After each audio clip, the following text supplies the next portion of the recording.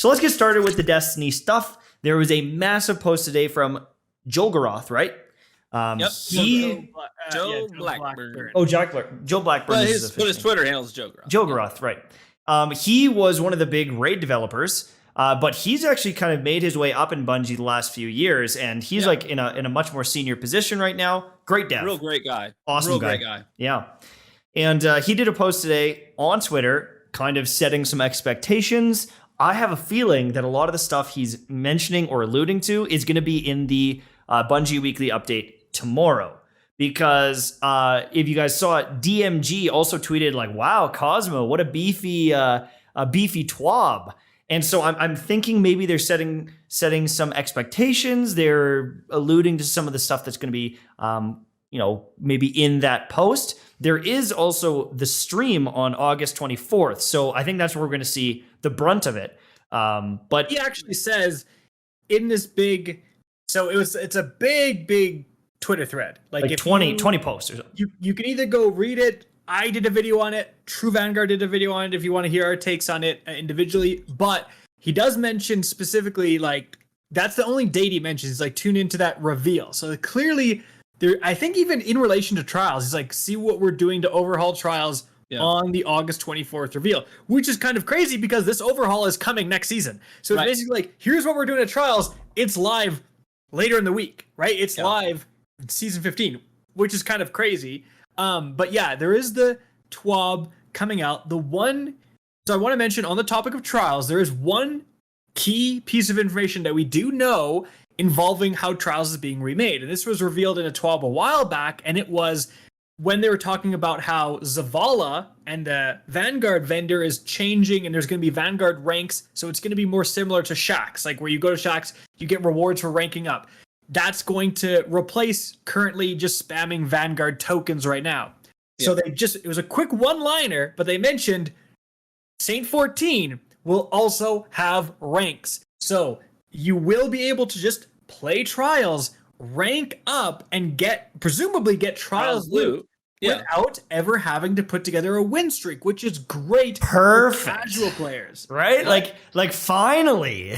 I know. No one plays Trials because they know they're going to get destroyed by recovs and cheaters. This gives them a reason because they maybe can't get an adept weapon, but they can get a couple hand cannon rolls, and you can reset it, right? And so you can make your way through, maybe get some Ascendant materials, start getting some Masterworks, winning some games along the way. And between that and bounties, you have a way to get these desirable weapons, especially if they keep adding weapons that are even better. Yeah.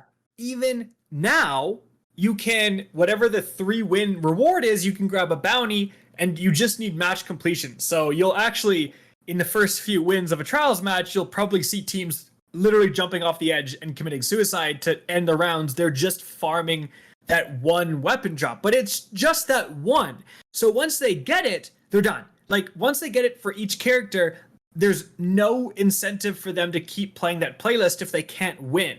But now with ranks, that could be really exciting. You have an incentive to bring more people in and keep more people there, because like a player population increase is probably one of the things that's going to fix Trials almost more than anything.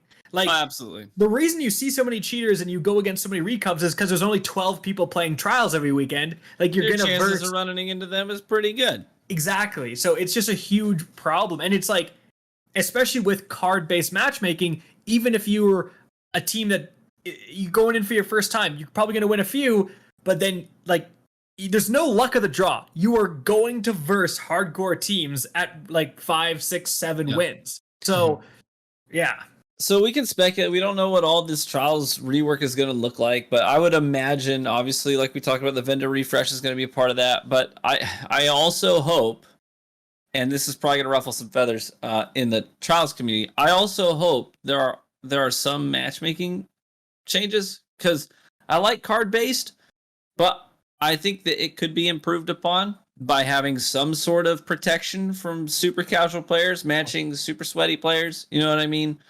I hope there is some built-in protection there so that we can keep the population numbers up. I don't know. I think we've seen Trials play out so many times now, and we've seen the population die off so many times now. I think it's time to just say, listen, we got to make sure that the casual players do have a reason to be in there, and it's not just them banging their head against the wall just to get loot either. They've got to actually have some fun in there. Do you think that, in a system where you still get a card, but it just matches you with everyone, and it's like, you need to win 7 games in a row. You need to be consistent to get to the Lighthouse, not, hey, I have to fight the best team to get to the Lighthouse. I think that's the best approach, because it's like how it is now. If you're a casual team, you have like no chance of winning, because when you get to 6 or 7 wins, you're going to match with Grenade or Jake, and you're going to get absolutely crapped on. You are going to.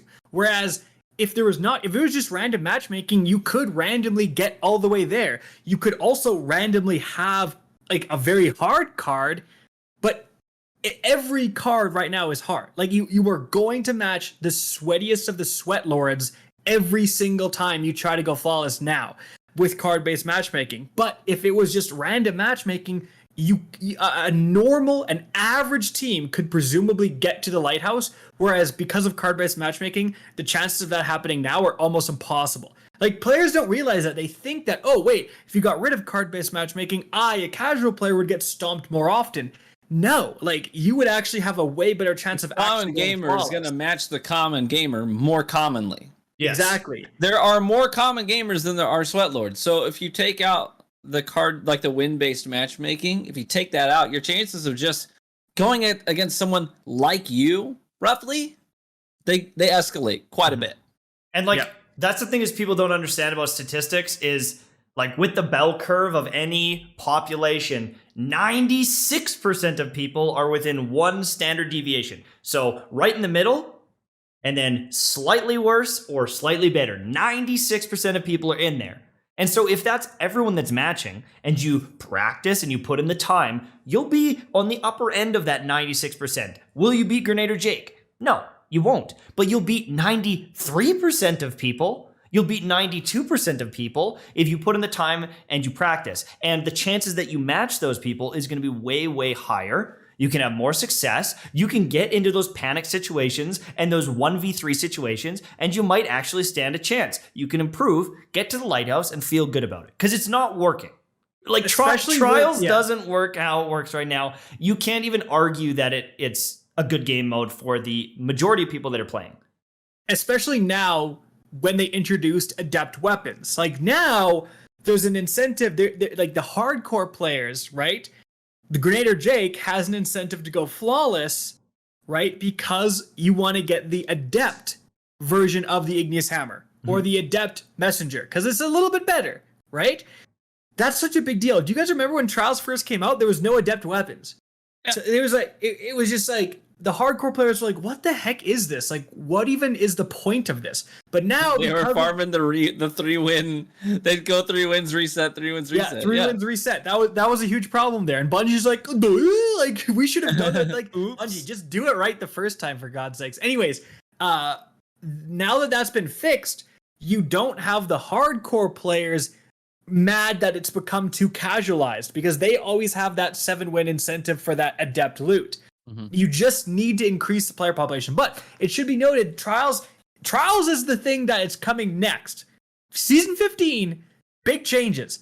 But in the tweet thread, we also got a ton more information about like stuff people have been asking for, new maps. So 2 of the maps that were taken out with the vaulting, they're being added back with the launch of the Witch Queen, right? So it's not really technically 2 maps, but hey, it's 2 more maps in rotation that aren't available right now. The season after that, season 17, 1 brand new map, never seen before, 1 new map.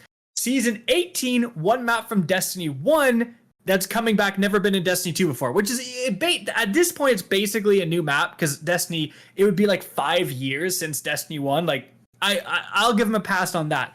But definitely there's still a debate. They also talked about some new game modes. Rift, they want to bring Rift back into Destiny 2, and I think they said there's a couple more game modes they're working on. So it's like 2022, from the start of the Witch Queen forward, we are 100% getting new maps, getting new modes. It's been a freaking long wait to get to this point. Yeah. It will be about 3 years, I think, at that point, since Luke Smith infamously said that we have a renewed focus on PvP. So renewed focus on PvP, 3 years of absolutely dick all, and then finally we're getting some maps that they took away in the first place. So If I may. Go ahead. If I may. Speaking as a PvP lover, PvP enthusiast in Destiny, this is, I mean, it's good news, but I am not ready to sing the praises of this news. I'm not ready to throw my hands up in the air and say, yay, Bungie. As much as I love and respect them and the work that they do, this is an inexcusable amount of time to have radio silence for your PvP community. This is an inexcusable stretch of time to precede this 2-year drought by saying renewed focus on PvP, go radio silent, and then just let your player base have this cadence of hopeful anticipation, new season or a new DLC.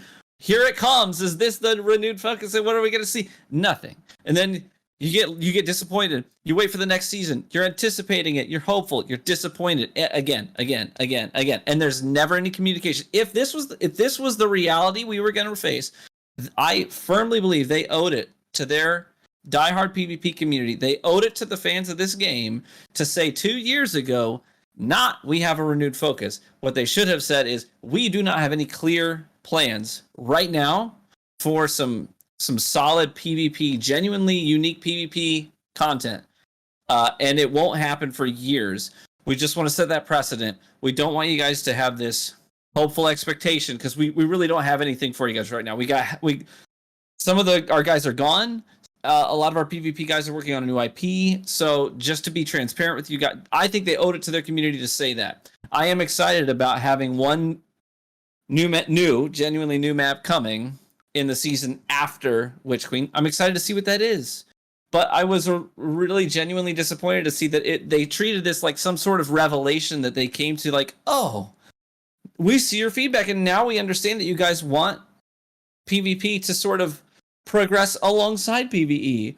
Oh, now we know that you guys want new maps that are relevant to what's going on in the Destiny universe. I just thought that was a given.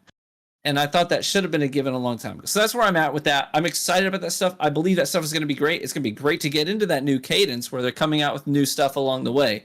But it is sincerely too late.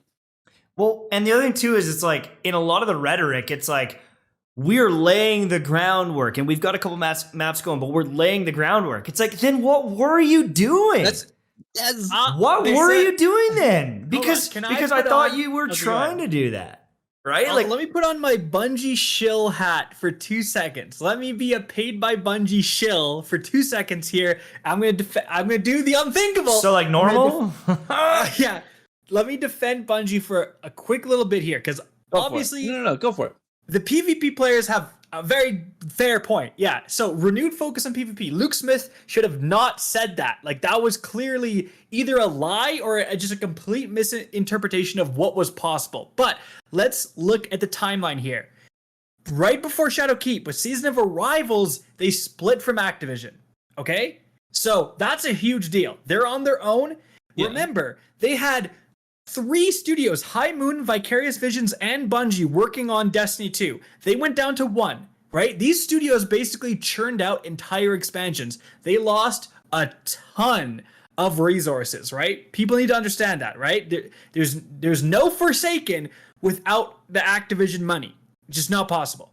And the extra manpower. So they split and they do Shadowkeep, which obviously they were probably working on hand in hand with Activision. They split, they took their assets, they make Shadowkeep, right? Right. Tracking. After that, they go and they make Beyond Light. Now, Beyond Light, widely considered a massive disappointment. It's certainly, you can't argue it didn't impact the game. My God, Stasis impacted the game. But another big thing is, look at what they did in the background. New engine, right? New engine and updated Destiny 2 for next-gen platforms. That took a crap ton of work. I think people gloss over this way too often. So many people forget this. Cyberpunk still doesn't have the next-gen version out, guys. Like, clearly, making a game ready and compatible for next-gen is a lot of work. Bungie did it that year. So that the new engine, new lighting effects, everything, that was all done with Beyond Light. That was probably what took up most of the development time. Okay, now what's the next big thing? Witch Queen. So it actually does make sense to me that they split from Activision. They basically got through Shadowkeep. They had a bunch of background stuff to do with Beyond Light, and now they're like back on track. They've hired a crap ton of people. They basically tripled the studio or doubled the studio size. So Witch Queen going forward, notice in the tweets, he didn't just say, this is what's going to happen this year. He said like every year. So 2022, 2023, 2024 going forward, we will have new PvP maps. There's going to be no drought ever again. Every year we're getting new maps and modes. So it does make sense that from Witch Queen forward, just looking at the timeline, it's like now we can focus on the content. The background stuff is done. Now it's time for the content. And that's good. That's cool. Yeah. But at the same time, then you can't be mad that shitloads of people are quitting. You can't be mad that PvP players resent your game, because even if you are excited about this stuff and a map coming, we still have to wait 6 more months before that happens for the most part. Yep, totally, totally. So what? All of August, September, October, November, December, January, into February, 7 months, we're getting some new stuff, right? You know, a couple seasons later, you can't be mad that a lot of the people left. And with Battlefield coming, Apex is popping, there's a Valorant clone being made. Like, is it too late? I don't know. I am 100% sympathetic to all that stuff you just said, Cactus. 100%. But my only complaint is their community get this hopeful anticipation. Yep. They owed it to the people to say, this is what you can expect. And they didn't do that. In fact, they said the opposite. They got our hopes up more than they would have been. Oh, yes. And that's the thing is, it's like, I've been like living on a prayer, hoping that like something was going to change here. And they keep like, renewed focus. Ooh, yeah, we're going to make these balance changes. But it's just never truly enough. And they fix one thing, but break another a lot of the time. And I just don't, I don't trust them at all anymore. Well, and I need them to post it. Like they need to put the content in the game. And like I might dabble, but there's so many people that don't trust them. You know what I mean? That it's gonna be like they're gonna put out great content and no one will touch it because they didn't trust them from a year ago. And then a couple more expansions. Like look at Final Fantasy Online. That game has been putting out banger content for years, but people just like they're not willing to jump in and try a new thing. And like finally, WoW has this big crazy, drama, and Asmongold comes over and people finally see the light. But Destiny could be good for the next 2 years and people never come back because they feel so burned. And that's what I'm scared of. I absolutely agree. Remember, that's just me putting on my shill hat. That's just me playing devil's advocate. I do believe that to some respect, but I agree with you guys too. The communication has been trash. And also, it's like, where are your priorities, Bungie? We know for a fact that they have a considerable amount of dev power on this new IP. They keep talking about a new IP. Take some people off the new IP, make them design a new PvP map. It cannot, you've got like 1 month break from that new IP. You could 100% design a new PvP map, put it into the game. There should be an emergency Destiny needs content lever to pull at that studio. I think it's ridiculous that no one pulled that lever. It's like maybe I don't understand how development works, but to me, it's like you have all these people who used to design PvP maps. They left to go make a new IP. You need them back. Bring them back for 1 month, right? Get a new PvP map out of them. Then they can go back on their new IP, Bungie. But they're just milking this cash cow now. Because the Destiny people that play it, they like it's a big source of money for them. But I think that they, over the course of the first game and the second game, I think they've lost so many players that they will never get back. And like I honestly think they retain the people they retain, and it's a pretty constant thing. And like I think that they almost, as a company, need to gamble on a new thing, because I think honestly, Destiny's image is tarnished. And it's almost unfixable. If you go in like a Warzone chat and be like, hey, you should try Destiny, everyone's like, Kek W, Destiny, LMLML, is that game even alive? And I know they do it to every game, but there's been so many droughts, so many problems, so many streamers like Lupo and Summit that have tried the game and then said, nah, it's kind of shit. or moved on from it. Dr. Disrespect played the game and he's like, yikes. Like, I honestly they all think play PvP, dude. They're all PvPers. doesn't matter. The thing It doesn't matter. The public perception. I'll give you, dude. Destiny 2 is one of the best values in terms of a free-to-play game. Like, the amount of you get a full raid now. You get Vault of Glass. Like, you get Strikes, Gambit, Crucible. You do get so much freaking content. I know You sound like a Final Fantasy Online player. You're trying to convince everyone, but they won't listen. They're not going to listen to you. It's too late. It's too late. Oh no, it's never too late. It's never too late. Okay, Final Fantasy Online. In all seriousness, Final Fantasy, what it really took to blow up, Asmongold goes over, right? So, hey, all it takes is one time, Tfue or whoever the heck the new like PvP, everyone's favorite PvP streamer plays it and actually likes it, Destiny blows up overnight. That's all it really takes. Or they actually add a really in-depth, like really RPG focused new content into PvE, and then you could have people like Asmongold coming to try a Destiny raid. Like, who the hell knows? Like, maybe, right? So, dude, look at Splitgate. We talked about Splitgate last week. Literally 200 people are playing this game, and then suddenly it's like to the moon. They have to get like $10 million of funding just to keep their servers up, right? So you never know with these games, man. A game can die a million times. All it takes is one really solid. Because listen, Destiny 2 was arguably freaking dead after launch with Curse of Osiris. That was the lowest of lows. Warmind started to bring it back, and Forsaken brought it back. So It's already been. And Destiny 1, God knows how many times Destiny 1 died. You know, especially in the time between, like after the Taken King, that time where it was like a year of nothing before like the April update, Dark Time still came back, right? Like, so I agree with you. Its reputation has tarnished, and there's no one to blame except for Bungie, because they're so focused on new IPs, they can't pull the emergency we need content lever.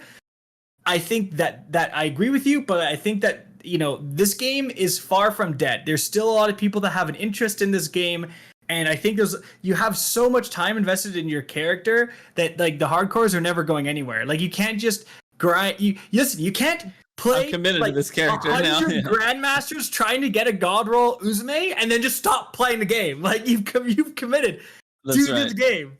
Yeah, I think Destiny will be fine in the long haul for sure. I think it's very, very reasonable. It's very fair for players of the game, people who are fans of the franchise, to have gripes and complaints. And I think that this community is always just too quick to pounce on people who have something negative to say and call it whining and complaining and all that stuff.